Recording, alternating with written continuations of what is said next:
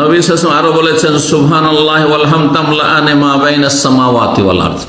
সুবহানাল্লাহ, আলহামদুলিল্লাহ, এই দুটো জিকির আল্লাহর করলে আসমান জমিন নেকিতে ভরপুর হয়ে যায়। আল্লাহু আকবার। চিন্তা করুন, আসমান ভর্তি জমিন ভর্তি নেকি হয়ে গেল আপনার। যেমন তেমন কথা।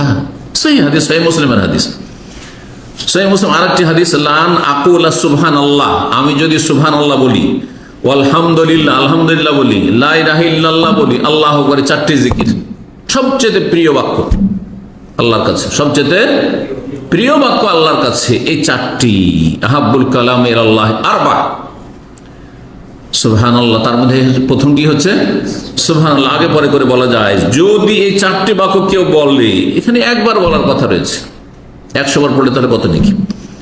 আহাব্বু ইলাইয়া মিম্মা তালাত আলাইহিস শামস, আমার কাছে এই চারটি বাক্য একবার পাঠ করা বেশি প্রিয়, হ্যাঁ, বেশি গুরুত্বপূর্ণ সারা পৃথিবীর চাইতে। যেই পৃথিবীতে সূর্য উদয় হচ্ছে, সূর্য উঠে, শুধু একটা দেশে না, সারা বিশ্বে, সারা বিশ্বে আল্লাহর যত জমি স্থল আছে আর জল আছে, সাগর হোক আর নদী হোক, খালি সূর্য ওঠে শুকনো জায়গায়, হ্যাঁ, না সাগরে মহাসাগরেও, সব জায়গায় সারা পৃথিবীতে সূর্য যেই পৃথিবীতে উদিত হয় তার চেয়ে বেশি, তার এই পৃথিবীতে যত সম্পদ আছে সব এখানে, রাজত্ব এখানে, সোনা দানা সব এখানে, হীরামণি মুক্তা এখানে, যত খনিজ সম্পদ এখানে, পেট্রোল ডলার এখানে, রিয়াল এখানে, ঠিক না, দিনার দিরহাম এখানে, সব এখানে।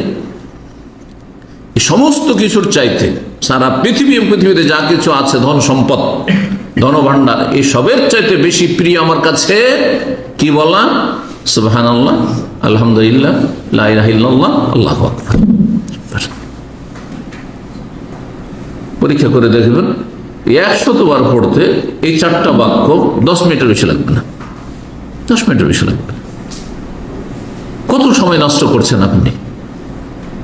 যদি আপনার এতটুকু নসিব নয়, 10 মিনিট আল্লাহর জিকির আজকার করে আপনি আপনার রুহানিয়াতকে শক্তিশালী করবেন, আপনার কলবের চিকিৎসা করবেন, আপনি আল্লাহর সান্নিধ্য লাভ কাছাকাছি হয়ে যাবেন, আল্লাহকে রাজি করবেন, হ্যাঁ, জান্নাতের সম্বল হবে, পাথেয় হবে, আপনার সফর সঙ্গী হবে। আল্লাহু আকবার।